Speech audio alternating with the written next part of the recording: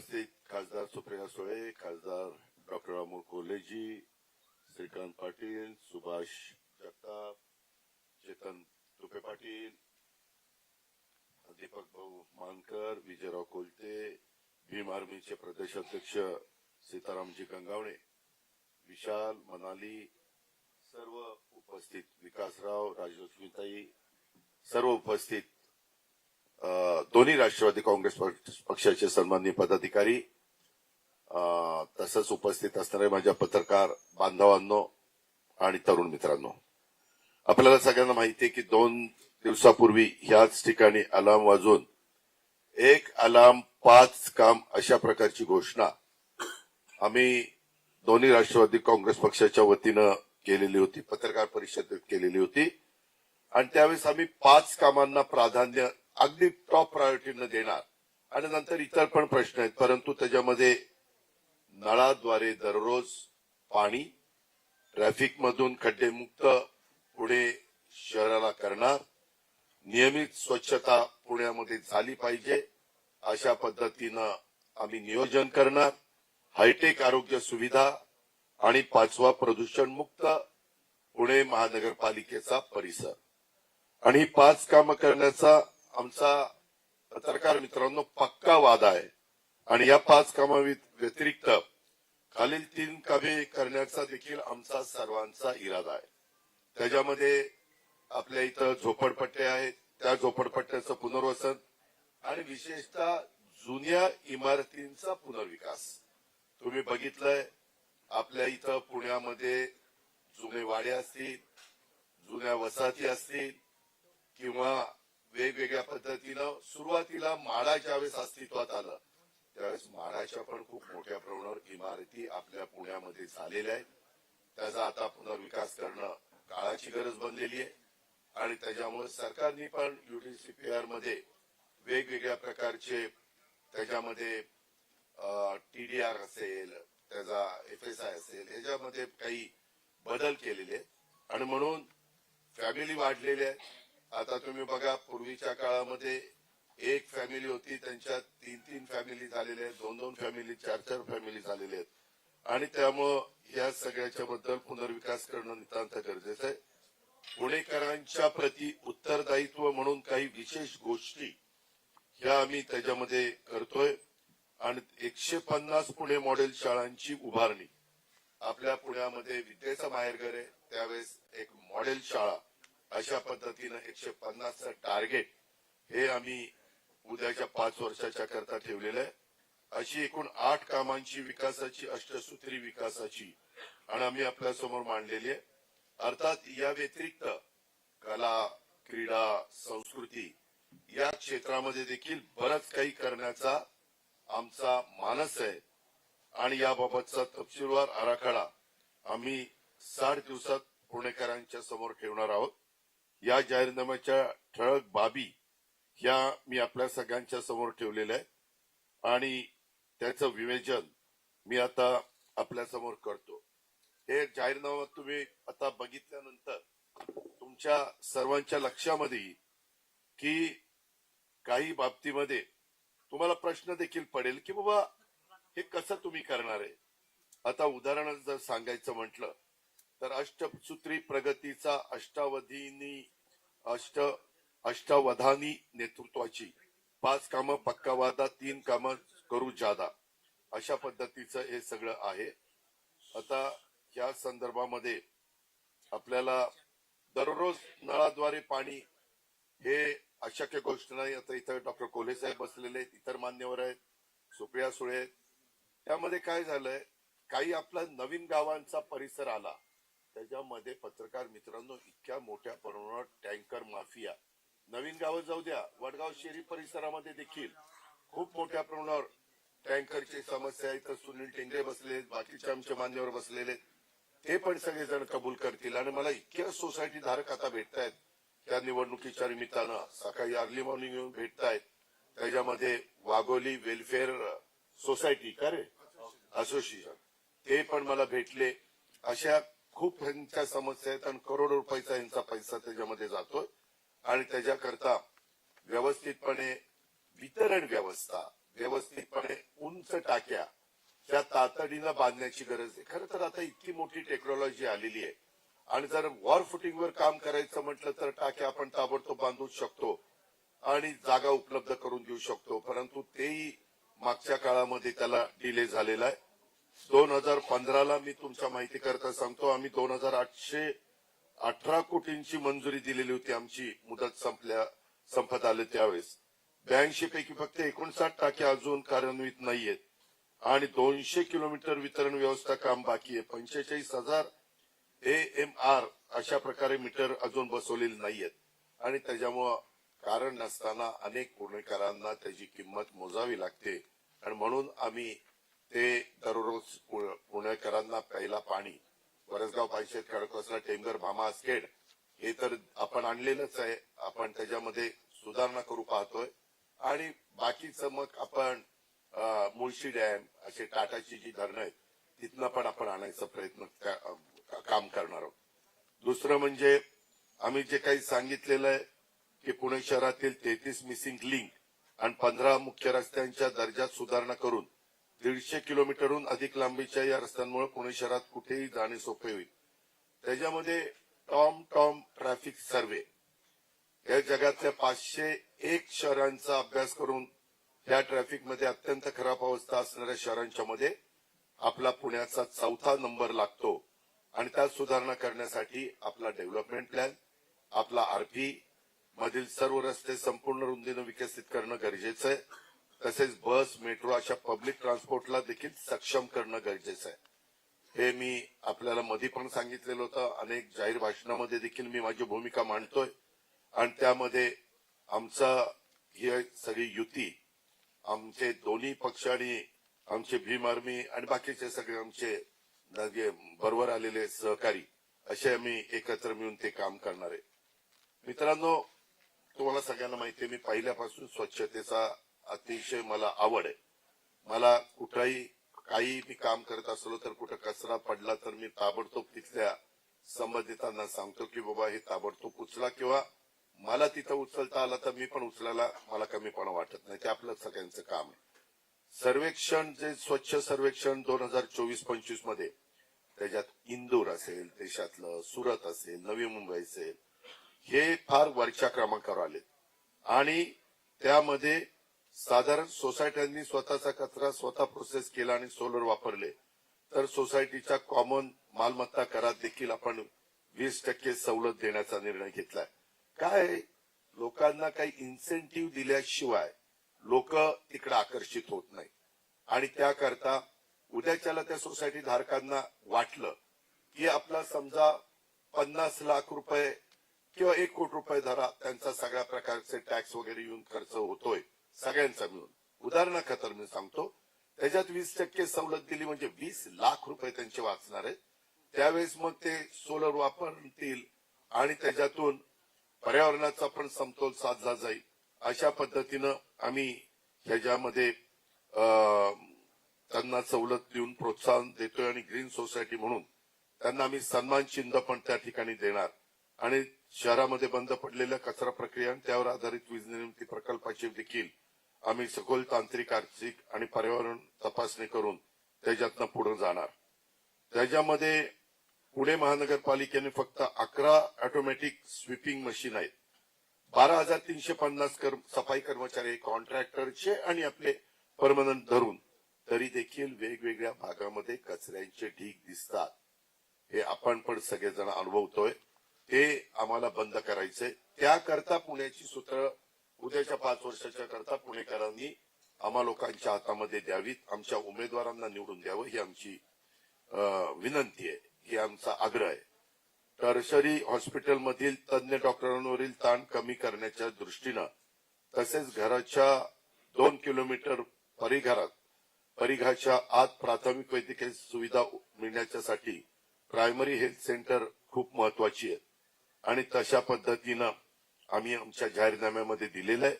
PCMC मध्ये साधारण 30 लाख लोकसंख्येच्या मागे 1400 बेड उपलब्ध आहेत, पण आपल्या पुण्यामध्ये पीएमसीच्या मध्ये 60 लाख लोकसंख्येला फक्त 425 बेड त्या ठिकाणी उपलब्ध आहेत. हे फार मोठी तफावत आहे. त्याच्यामध्ये हे अद्वितीय अशा पद्धतीचं गुण आहे का? शिक्षण, आरोग्य आणि अशा मूलभूत सुविधा पालिका देऊ शकत नसेल तर त्याला काही अर्थ नाही. त्याकरता आमच्या इथले जे स्थानिक नेतृत्व आहे, ज्यांच्या हातामध्ये पुणे महानगरपालिकेचा कारभार आहे, त्या गोष्टीला आमचा त्या ठिकाणी विरोध आहे. आणि म्हणून मी आपल्याला सगळ्यांना सांगेन की आज इतक्या मोठ्या प्रमाणावर आपल्याला बेड हे उपलब्ध करावे लागणार आहेत.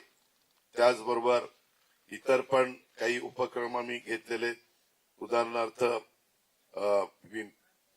आपल्या पीएमसीच्या अखत्यारीमध्ये भारतरत्न अटल बिहारी वाजपेयी वैद्यकीय महाविद्यालयाला अत्याधुनिक बनवण्याचं काम, स्वतंत्र कर्करोग रुग्णालयाची उभारणी, अत्याधुनिक बर्न वॉर्ड सुविधा. आपल्याला माहितीये की जर कुणी भाजलेले पेशंट आले तर सूर्या हॉस्पिटल इथं प्रथम प्राधान्य दिलं जातं. परंतु त्याचबरोबर अनेक ठिकाणी या घटना घडतात, म्हणून बर्न वॉर्डची पण सुविधा केली गेली पाहिजे. अशा तज्ञ डॉक्टरांशी डिजिटल सल्लामसलतीसाठी टेलिमेडिसिन सेवा राबवणं हे पण आमचं त्या ठिकाणी उद्दिष्ट राहणार आहे आणि तशा पद्धतीचं ते काम आम्ही करू पाहतोय.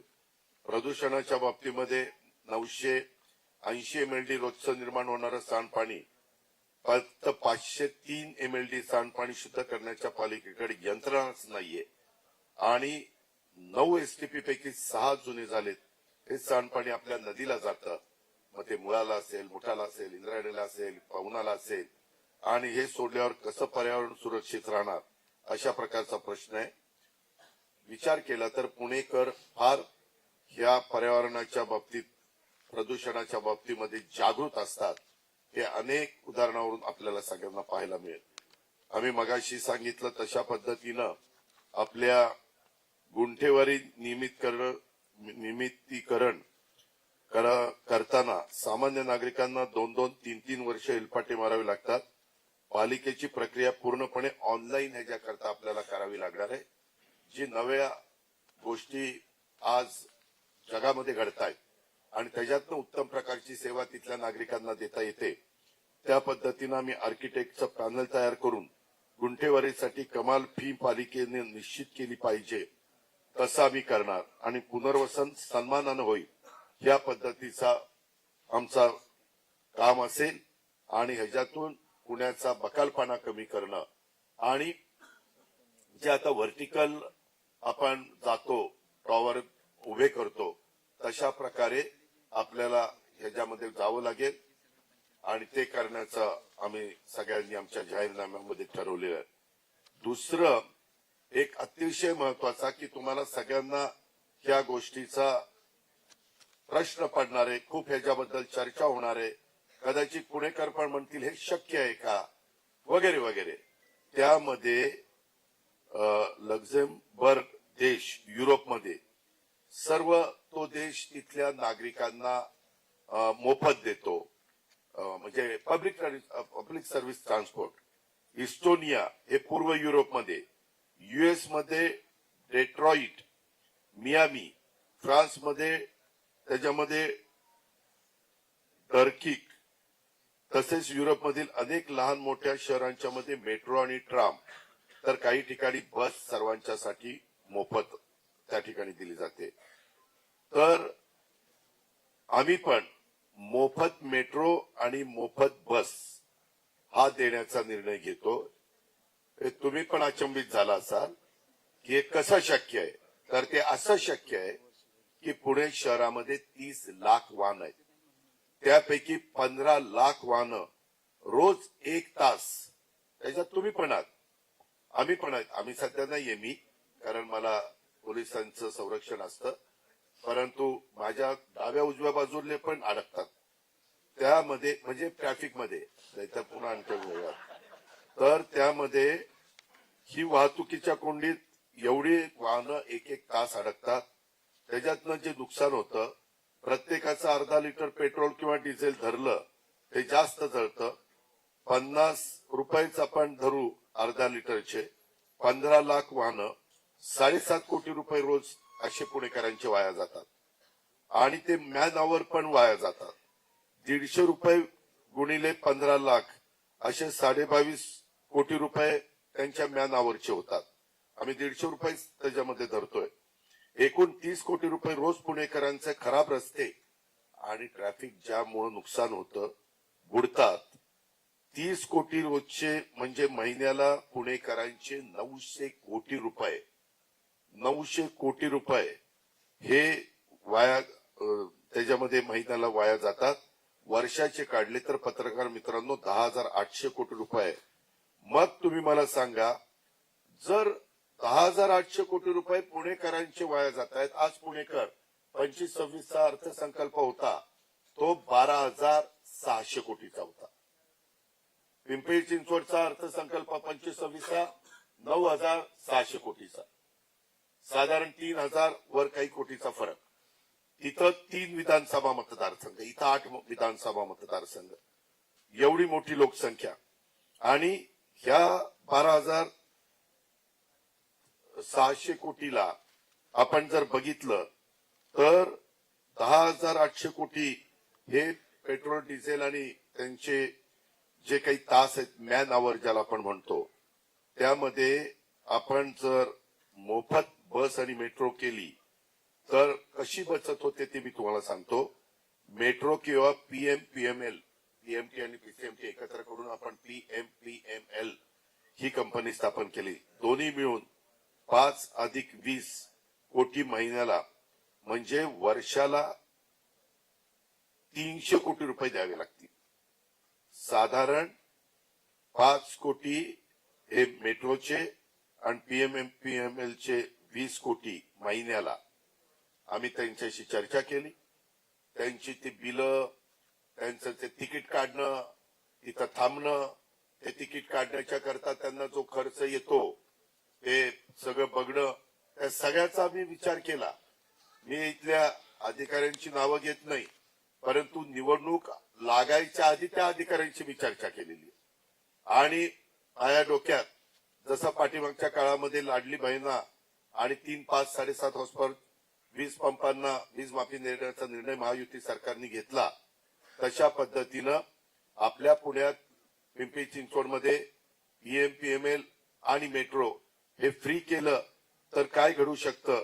तर हे 5 कोटी आम्हाला मेट्रोला म्हणजे कॉर्पोरेशनला द्यावे लागतील आणि पुण्यामध्ये, आणि पीएमपीएमएलला 20 कोटी रुपये महिन्याला द्यावे लागतील. सगळा हिशोब काढला तर 12 महिन्याचा 300 कोटी रुपये होतो. मगाशी मी तुम्हाला सांगितलं की जवळपास 10,800 कोटी अनेक पुणेकरांचे मिळून वाया जात आहेत. इथं मात्र पुणेकरांच्या टॅक्स मधनं आलेल्या पैशातनं आपण 300 कोटी रुपये भरायचे. ते भरले तर पुणेकर सगळेजण मोफत जातील.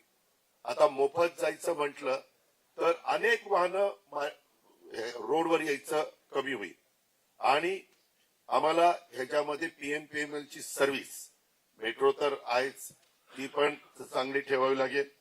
4 खासगी वाहनांचा वापर कमी होऊन ह्याच्यामध्ये वाहतुकीची कोंडी घटेल. वायू प्रदूषणात लक्षणीय घट होईल, कारण बऱ्याचशा आपल्या ई व्हेकल आणि मेट्रो तर इलेक्ट्रिकवर चालते. त्याच्यामुळं ह्याच्यातून आम्ही जे प्रदूषण मुक्त पुढे करू पाहतोय, पत्रकार मित्रांनो, तुम्ही पण विचार करत असाल हे काय काढलंय आज या बाबांनी, परंतु ते शक्य आहे. हे मी फार वेगवेगळ्या तज्ञांशी चर्चा करून हे काढलेलं आहे. त्याच्यामध्ये वेळ, इंधन, आर्थिक संसाधनाची पण बचत होणार आहे. सामाजिक समता आणि समावेशक शहरी विकास होणार आहे. मोफत सार्वजनिक परिवहन हे केवळ सामाजिक कल्याणाचं साधन नाहीये, तर ते वाहतूक व्यवस्थापनाचं एक प्रभावी धोरण त्या ठिकाणी ठरणार आहे. या पद्धतीनं आम्ही पुणेकरांना, उद्या पुणेकरांनो तुम्ही आम्ही उभ्या केलेल्या घड्याळ तुतारीच्या उमेदवारांना विजयी केलं आणि आमच्या ताब्यामध्ये महानगरपालिका दिली, या दोन्ही पक्षाच्या आणि आमच्या मित्र पक्षांच्या, तर हे मी तुम्हाला करून दाखवेन. हे पुणेकरांना मला आवर्जून सांगायचंय. आता हे झालं की दुपारपासून काय सांगायला लागला, असं करायला लागला, असं कुठं असतं का वगैरे वगैरे चर्चा सुरू होईल, परंतु त्याचं सगळे उत्तर आमच्याकडे आहेत. पुणेकरांनी एकदा माझ्यावर विश्वास टाकावा. जसं विधानसभेला लाडक्या बहिणींनी आणि शेतकऱ्यांनी टाकला तसा. त्यामध्ये विधानसभेचं माझ्या पुरतं आहे, त्याच्यामुळं डाव्या उजवीकडे बघू नका तुम्ही. आज मित्रांनो गमतीचा भाग जाऊ द्या, जरा सिरियसनेस लावला होता. मित्रांनो, दुसरं टॅबलेट आज जवळपास तुम्हालाही माहिती आहे की 90% विद्यार्थ्यांना ऑनलाईन शिकण्याची इच्छा असते. हार्वर्ड, त्याच्यामध्ये स्टॅनफोर्ड सारख्या संस्थांचे देखील अभ्यासक्रम अलीकडच्या काळामध्ये घर बसल्या ऑनलाईन उपलब्ध आहेत. पुढे जर स्वतःला आधुनिक शहर आपण म्हणून घेतो तर शिक्षणात देखील ही आधुनिकता प्रतिबिंबित झाली पाहिजे. त्याकरता पुण्याच्या शाळेमध्ये कॉर्पोरेशनच्या शिकणाऱ्या मुलांना आपण टॅबलेट त्या ठिकाणी देऊ पाहतोय. अशा पद्धतीनं आपण त्यामध्ये पुढे जातोय आणि ती आज समाजाची गरज आहे. कारण गरीब झोपडपट्टीतल्या मुला मुलींना त्यांच्या आईवडिलांना दिवसभर काम केल्यानंतर त्यांची संध्याकाळची चूल पेटत असल्यामुळं त्यांना हे सगळं घेणं परवडत नाही आणि म्हणून हा निर्णय आपण महानगरपालिकेच्या वतीनं अंमलात आणतोय. मित्रांनो, तुम्ही म्हणाल की बाबा आता नवीन बजेट आयुक्त सादर करतील, परंतु आता 12,600 कोटीचं बजेट असताना मी आपल्याला सांगतो ह्याच्यामध्ये जे लिकेजेस आहेत हे सगळे कंट्रोलमध्ये आणले, पारदर्शकता आणली तर खूप मोठी बचत होऊ शकते. आणि ह्याच्यातनं या सगळ्या गोष्टी आपण नीटपणे आपल्या नागरिकांना, त्यांच्या मुलांना किंवा प्रवाशांना त्याच्यामध्ये मदत करू शकतो. तसंच महाराष्ट्रातील लाडक्या बहिणींना मला ते सांगायचं आहे की त्यांनी आम्हाला जसं सहकार्य केलं, महत्वाची भूमिका बजावली. आता मी त्यांना सांगू इच्छितो की एक अर्थपूर्ण भेट आम्ही या निमित्तानं देऊ इच्छितोय. पालिकेचे मोफत कौशल्य विकास प्रशिक्षण पूर्ण करणाऱ्या, पालिकेने काढलेल्या मोफत कौशल्य विकास प्रशिक्षण पूर्ण करणाऱ्या महिलांना सन्मानाने उपजीविका सुरू करण्यासाठी किंवा तो व्यवसाय वाढवण्यासाठी 5 लाखापर्यंत व्याजमुक्त कर्ज आम्ही देणार आहोत. मी काही बँकांशी बोललेलो आहे. बँकांना पण गरीब महिलांच्या करता काही योजना त्यांच्या आहेत, तसं त्यांना करणं क्रमप्राप्त आहे. कधी कधी भारत सरकार किंवा आरबीआय किंवा तत्सम संस्था सांगतात की तुम्ही इतक्या वर्गाला 4% व्याजाने कर्ज पुरवठा करा.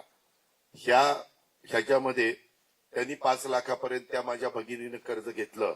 हे जे काही कोर्स केला कौशल्य विकास प्रशिक्षणाचा, तर त्याचं व्याज 5 वर्षाच्या करता हे आपण व्याजमुक्त करणार आहोत. ती काही कमी रक्कम असेल ती आपण भरणार. राज्य सरकारच्या पण विविध योजना त्याच्यामध्ये आहेत, हे पण मला आपल्याला ह्या निमित्तानं सांगायचंय. आणि मित्रांनो, पत्रकार मित्रांनो, शेवटचं हा जो जाहीरनामा आहे हा पुढच्या 5 वर्षाचा आहे. लोकांनी जेव्हा जेव्हा आम्हाला जबाबदारी दिलेली आहे, आम्ही रात्रंदिवस पहाटे 6 वाजल्यापासून आम्ही कामाला सुरुवात करतो. आम्ही आळशी नाहीये, आम्ही कामाची माणसं आहोत आणि त्याच्यामुळं आम्हाला त्याच्यात उत्साह असतो.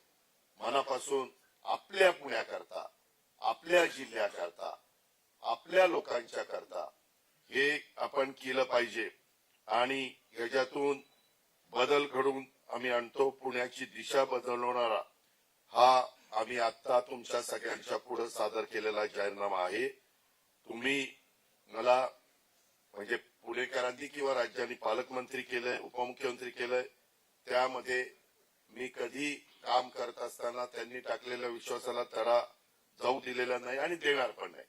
जे मला जमणार नाही ते मी तोंडावर सांगितलं, हे काय आपल्याला जमत नाही. पण हा जाहीरनामा मी कृपा करून पत्रकार मित्रांनो आपल्या मार्फत मला पुणेकरांना सांगायचंय की कौतुकासाठी दिलेला किंवा लिहिलेला किंवा सादर केलेला हा जाहीरनामा नाहीये. हा मोजमापासाठी लिहिलेला आहे. जर रोज स्वच्छ पाणी आलं नाही तर आम्हाला जाब विचारला जाईल. पावसानंतर रस्ते खराब झाले, पाणी तुंबलं तर आम्हाला जाब विचारला जाईल. आरोग्य सेवा असो किंवा प्रदूषण असो, आम्हाला जाब विचारला जाईल. ही जबाबदारी आम्ही स्वीकारतोय. कारण उद्याच्या स्थानिक स्वराज्य संस्था निवडणुका झाल्या की महाराष्ट्रात 3.5 वर्ष कुठल्या निवडणुका नाही, 3.5 वर्षांनीच लोकसभा आहे. त्याच्यामुळे आम्हाला हे काम आणि आपलं सरकारचं काम, त्यामुळं आम्ही हे निश्चितपणे करू शकतो.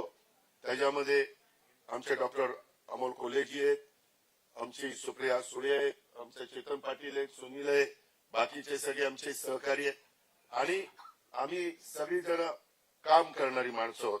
5 वर्षानंतर जेव्हा आम्ही तुमच्याकडे म्हणजे पुणेकरांच्याकडे मतं मागायला येऊ, तेव्हा आम्ही दिलेलं जाहीरनाम्याचं वचन आम्ही पूर्ण केलं असंच ऐकायला मिळेल. हे पूर्ण झालं नाही असं ऐकायला मिळणार नाही, कारण आम्ही केलं नाही तर पुन्हा पुणेकर आम्हाला दारात उभं करायचं आहे. त्याच्यामुळे आम्हाला माहिती आहे पुणेकरांचा स्वभाव, कारण आम्ही पण पुणेकर आहोत. पुणेरी पाट्या बिट्या तर जगप्रसिद्ध आहेत. त्याच्यामुळे मला ऐकायचंय की आम्ही दिलेली ह्या जाहीरनाम्यातली कामं पूर्ण झाली आणि याच्या पुढे काय हा मी त्याच्यामध्ये आम्ही सगळेच जण स्वतःसाठी ठरवलेला निकष आहे, हे पण तुम्ही सगळ्यांनी ध्यानामध्ये घ्या आणि ह्या पद्धतीनं आमचा जाहीरनामा आम्ही पुणेकरांच्यासाठी, पुण्याच्या जनतेच्यासाठी आम्ही हे सगळं करून दाखवणार आणि हे होण्यासारखं आहे हा सगळा काही अभ्यास. कारण मी गेले अनेक वर्ष राज्य सरकारमध्ये मला आमच्या नेत्यांच्यामुळं, पक्षामुळं, आमदारांच्यामुळं काम करण्याची संधी मिळाली. मी आज राज्याचा अर्थसंकल्प गेले अनेक वर्ष सादर करतोय. उद्याच्याही 23 तारखेला सुरू होणार आहे, परंतु त्याच्यानंतर पण माझी अर्थसंकल्प सादर झालेला तुम्ही पाहाल. तो अर्थसंकल्प सादर करत असताना एवढ्या राज्याचा मोठा गाडा आम्ही पुढे देण्याचा प्रयत्न करतो. आमच्या सगळ्यांचे चित्र बसणाऱ्यांचं पुणे हे होम टाउन आहे. त्याच्यामुळं आम्हाला जो पुणेकरांच्या बद्दल आपुलकी जिव्हाळा प्रेम आहे ते इतर कुणी बाहेरचे लोक येऊन सांगितलं तर ते तेवढ्या पुरतं सांगतील आणि त्यांच्या पुढच्या कार्यक्रमाला जातील. आम्ही इथं सांगितल्यावर आम्हाला पुण्यातच राहायचंय. सुप्रिया पुण्यामध्ये आल्यानंतर मोदी बागेत राहते, अजित पवार पुण्यात आल्यानंतर यशवंतराव गाडगे हाऊसिंग सोसायटीत राहतो, आमच्या चेतन पाटलाचं तर पंजोबा खापर पंजोबापासून घर आहेच. डॉक्टर अमोल कोल्हे साहेब हे पुण्याचे खासदार आहेत आणि त्याच्यामुळं हे सगळं काही आम्ही काही लपून छपून नाही, कारण रोजच्या रोज आम्हाला पुणेकरांना सामोरं जायचंय आणि म्हणून हा एक चांगला पुणेकरांचा प्रदूषण कमी करणारा, रोज पाणी देणारा, मुलांना योग्य दिशेने विद्यार्थिनींना नेणारा, खड्डेमुक्त पूर्ण करून देणारा आणि पब्लिक सर्व्हिस ट्रान्सपोर्ट ह्यामध्ये मोफत, कारण कुठेही हे नफ्यात चालत नाही आणि त्याला जेवढे पैसे लागतात ती रक्कम आपल्या पुण्याच्या बजेटच्या दृष्टीनं फार कमी आहे आणि त्याच्यातून खूप मोठ्या प्रमाणावर वाहनं रस्त्यावर कमी आलेलं चित्र आपल्याला सगळ्यांना पाहायला मिळेल आणि एक चांगल्या पद्धतीनं पुणेकरांना त्या सगळ्या गोष्टीचा मदत पण होईल आणि त्याच्यातनं एक चांगलं वातावरण पण आपल्याला पुन्हा करता येईल. धन्यवाद. एक मिनिट ताई, थांबा एक मिनिट.